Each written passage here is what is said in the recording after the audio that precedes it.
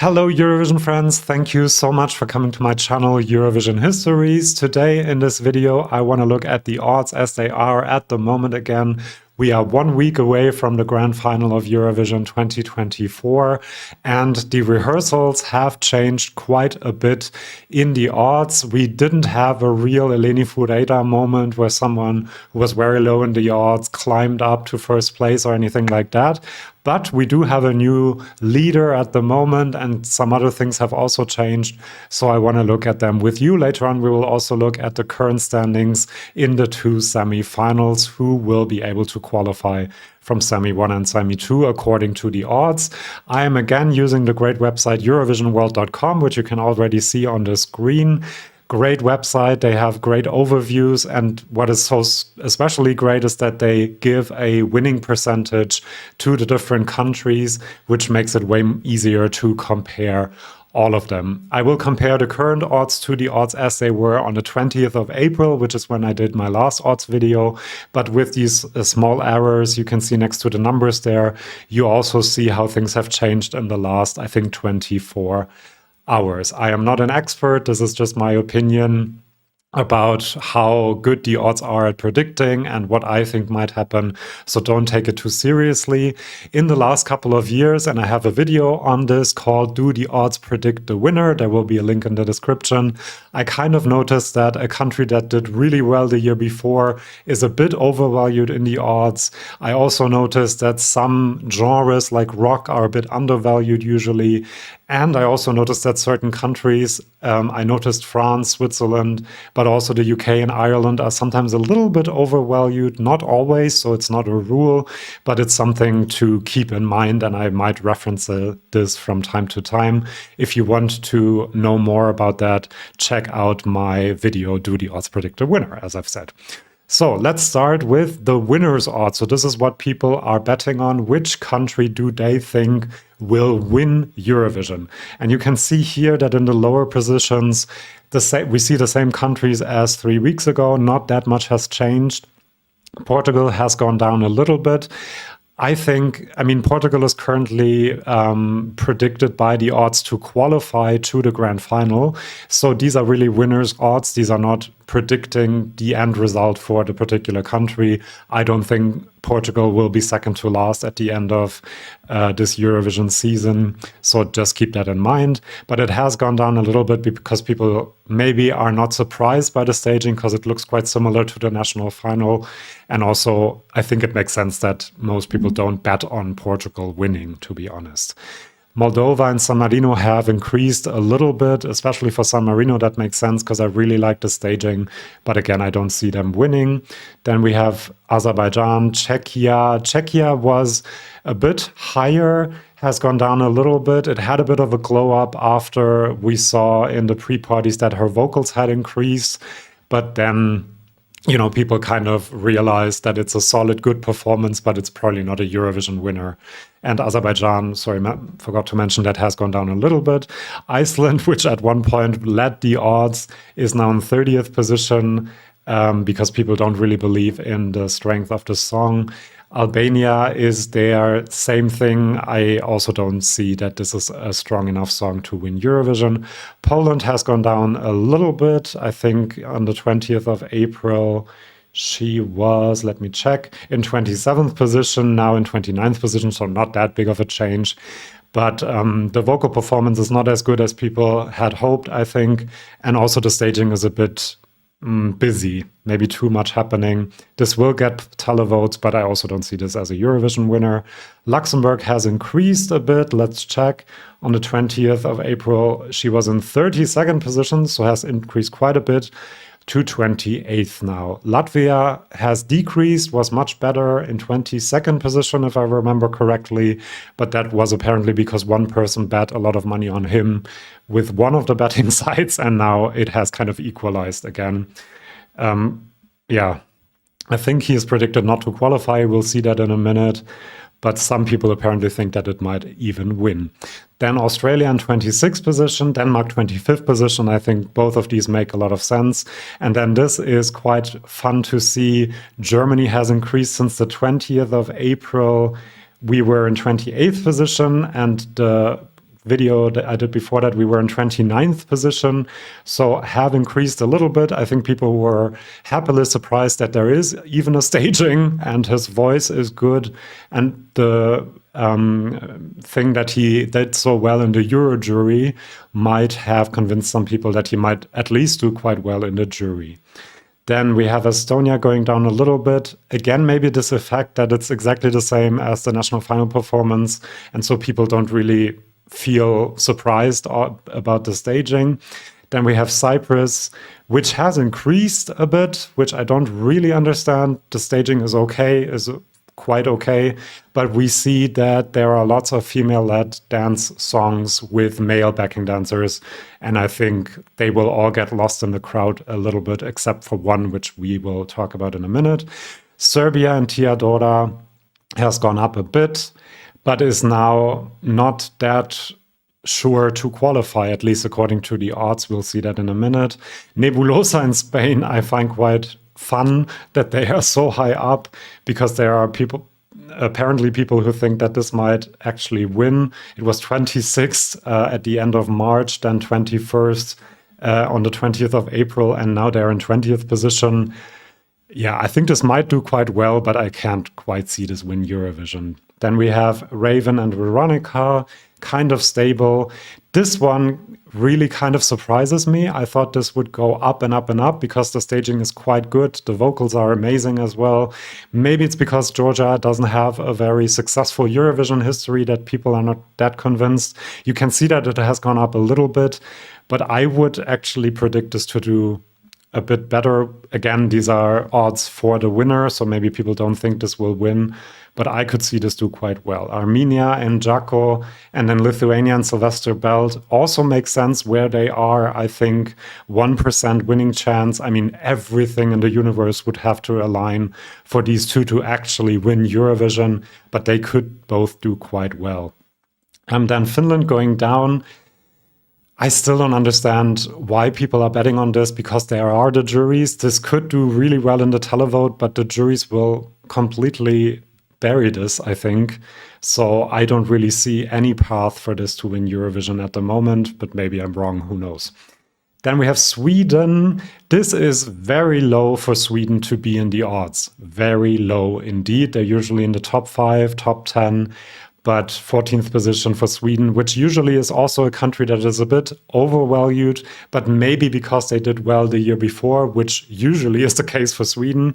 They did really well the year before, so yeah, I think they might come top 10, but people don't believe that this will win, and I think they might be right.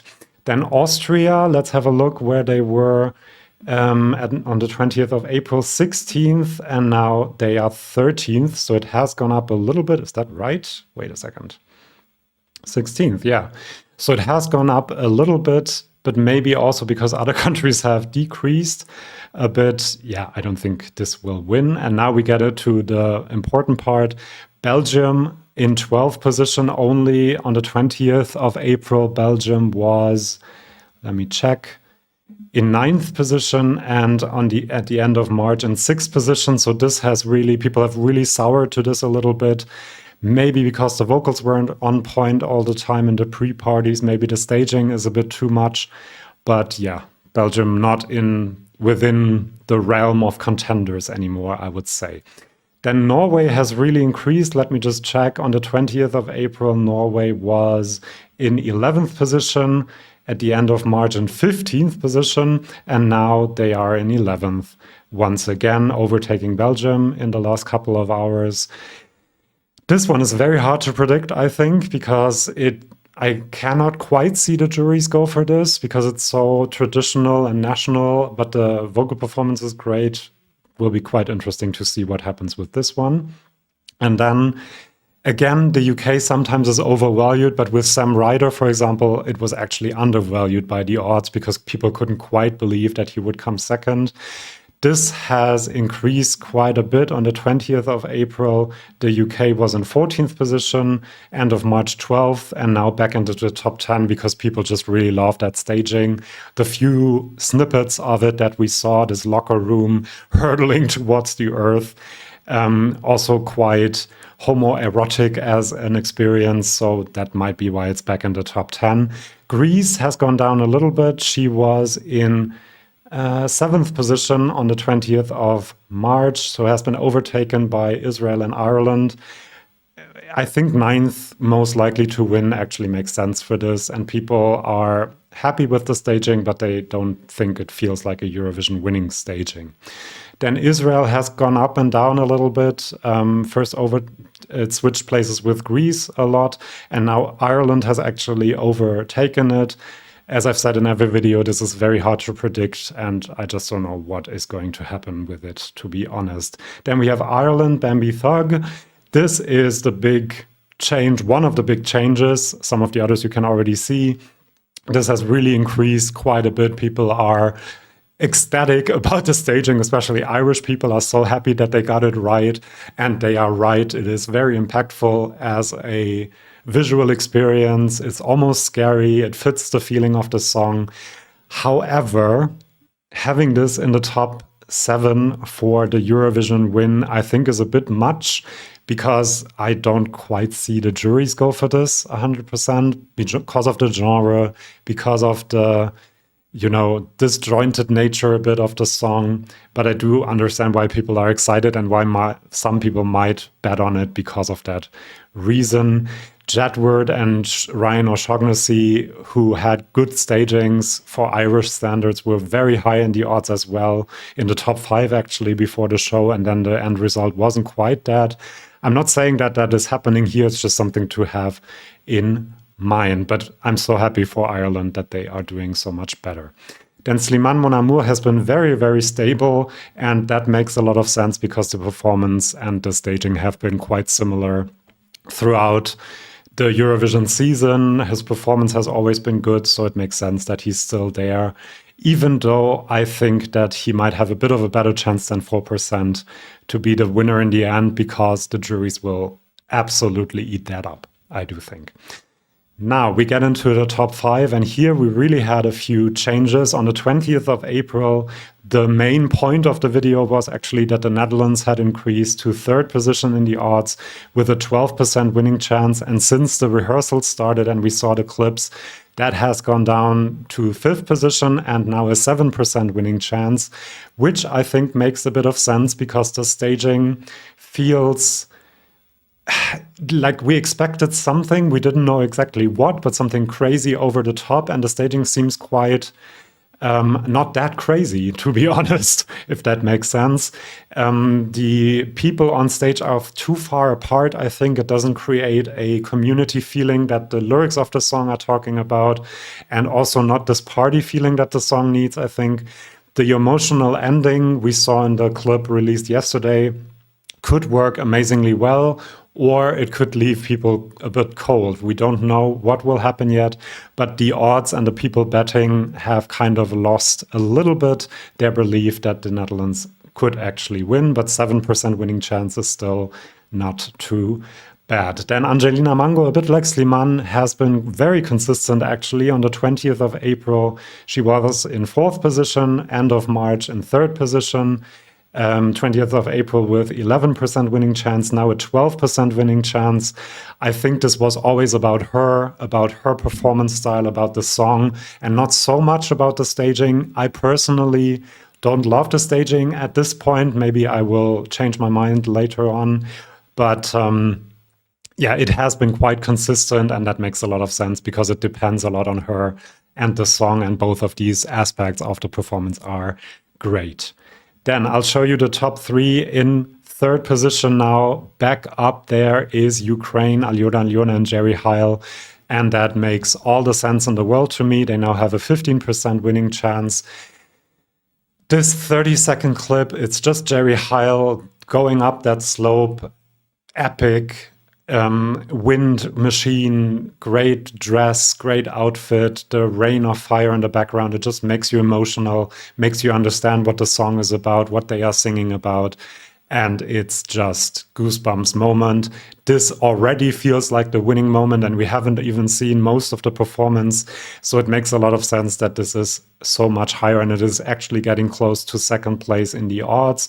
If we look on the 20th, it was in fifth position with an only 6% winning chance, actually. But at the end of March, it had 10%. So it's been going up and down, but the staging, as always with Ukraine, has worked 100%, and people now think that this could actually win. And a 15% winning chance is great. Let me say at this point that this point last year, Loreen was at 42% and Kerrier was around 20%. So having such an open year will make this year even more exciting. And I am very happy about that, because knowing, even though you're kind of trying to lie to yourself so early on who will win, makes the whole thing a bit less exciting. In second place, we have the former leader, Nemo and Switzerland, now at 16% on the 20th of April. Nemo and Switzerland were at 25%, and Croatia and Baby Lasagna were at 18%. So they have more or less switched places now.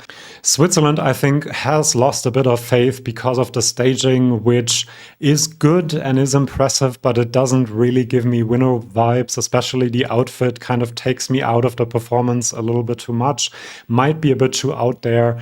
And so I think it makes sense that it has gone down a little bit, but it also makes sense that it's still in second position and the second most likely to win. I think, even though I think that Ukraine probably has an actually bit better chance at this moment than Switzerland to win Eurovision. But then in first position, we have Croatia, Baby Lasagna, 24%. As I said, kind of switch places with Switzerland when it comes to the winning percentage as well. A quarter of everyone betting thinks that Croatia will win this.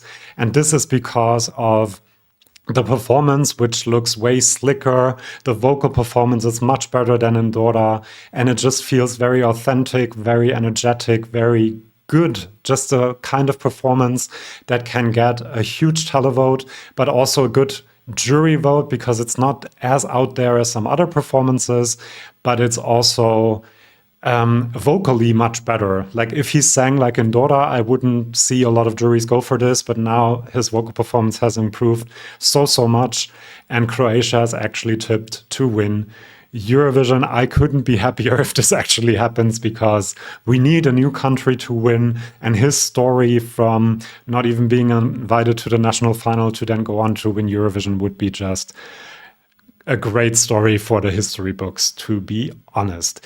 These are the winners' odds. Let's also have a look at the semifinals. So here you now see the odds for qualification. It's no longer about winning. Now people are betting on whether a country qualifies or not. And as you can see, the least faith they have in Iceland, making it only 11%, Moldova 18, Azerbaijan 31. This could be a bit higher. I don't think it's completely out of the question that this qualifies. Same thing for Slovenia, but she's at 43% chance. And then Australia has now left the qualification spots. I think they were in the top 10 a few weeks ago. Now they're in 11th position. People don't seem to love the rehearsal clips that they saw. And I think that makes a bit of sense when we look at the others. And the one that really took their spot, I think, up here is Ireland, now in sixth position. You can also see that people have kind of lost faith in Serbia and Teodora as well, now at only a 65% qualification chance, which is higher than 50%, so that's okay. But they think it's kind of on the border, because also it is so early on in the running order. It's a ballot, and there's another ballot, Portugal, which is right above it, coming after it, doing a similar thing, very differently, but still doing a similar thing. So people now have more faith in Portugal making it than Serbia. Poland has gone down a bit, and I think that makes sense, still at 78% chance to qualify. This one, I think Cyprus is in trouble, actually, and 81% winning probability is not winning, sorry, qualification probability is actually way too high for this. Do you agree? Let me know in the comments. And then we have Ireland in sixth position, really gone up quite a bit, and the staging warrants that and completely makes sense that they are now tipped to quite surely qualify, and I would actually agree with that. Then we have Luxembourg. There I'm a bit worried as well because we don't really have a lot of data how people will react to Luxembourg, what kind of support it will have. There are some other countries in this semi that have a lot of support from neighbor countries, from diaspora, and Luxembourg doesn't really have that. But the song is good enough, I think, to qualify, so it makes sense. But I would have it a bit lower in the top 10. Finland, Windows 95 men, the semifinals are 100% televote, so it makes sense that this is predicted to qualify. It doesn't make sense that people think this will win, to me. Luktak, Lithuania, televote friendly, lots of support in this semi, so completely agree. And then Croatia and Ukraine, I have said that I think that these could actually win, and they have winning moments, and I get winner vibes with these, so if they don't qualify, this would be the biggest upset I have ever seen, to be honest. So I kind of agree with the odds, even though I might switch up. Maybe Australia makes it and Cyprus or Serbia or Poland don't. But for that to be the case, I think a lot of things have to happen, actually. Let's look at the second semifinal as well. Okay, so in the second semifinal, people have the least faith in Malta, even though a little bit better than Iceland in the other semifinal. Czechia, only 20%, San Marino, 24%, Latvia, 27%, Albania, 37%, and Denmark, 40%. And then it's a big jump to the top 10, Estonia, Austria, Georgia, and Belgium with 77%, all of them above 70%. The two things I would disagree with here is San Marino being in 14th position. I think this staging has actually made it a bit more likely for them to qualify. I would put them in 11th place. I wouldn't be completely shocked if they did manage to qualify. And I think Estonia and Austria might be the two where I wouldn't be completely shocked if they don't make it, because Estonia felt a bit flat for me in the recap of all the rehearsals. Still, it's a televote-only semifinal, so probably will make it because it's a fun performance, but I wouldn't be 100% sure. And for Austria, it kind of depends. There are lots of these female-led songs, pop songs with male backing dancers. We have Malta, we have Georgia, we have Austria. And if they all cannibalize each other and take votes from each other, there might not be enough for all of them also have a dance break, which I am kind of tired of. So if they kind of cannibalize each other and take votes from each other, maybe two of them won't make it. And these two actually are more likely to be Malta and Austria to me than Georgia and Malta, for example, because Georgia is just really, really good as a staging concept, but also vocally. Then Belgium only in 7th position. I think this was way higher a few weeks ago. Norway in 6th position. Armenia 5th position. Both of these make sense. Norway, as I've said, I'm a bit unsure how to predict this, what to think about it. Could go either way, but I do think that it will qualify, and it has its 86% chance according to the odds. Armenia also 86%, and Israel also 86%. Another one that is very hard to predict because of everything going on around the song, but I think now I'm quite sure actually that it will qualify. It's one of the only pop ballads also in a very loud semifinal, so I think it will probably make it. Then we have Greece, Marina Sati and Sari in 3rd position, which makes sense. It's a big hit in Greece. I think that the diaspora will have heard of this song, and it's also just a very good performance by a very charismatic singer. Nemo and the Code and Joost Klein for the Netherlands are still in the running to be the overall winners, even though they have a bit less of a chance than a few weeks ago. But in a televote-only semifinal, I would actually say that the Netherlands has the best chance of winning this in the end. This is my look at the odds. Let me know in the comments what you think. Who will qualify, who won't qualify, who will win, who is overestimated and underestimated by the odds. Do let me know, and do subscribe to my channel. I will do updates like this one throughout Eurovision week. See you then, and bye-bye.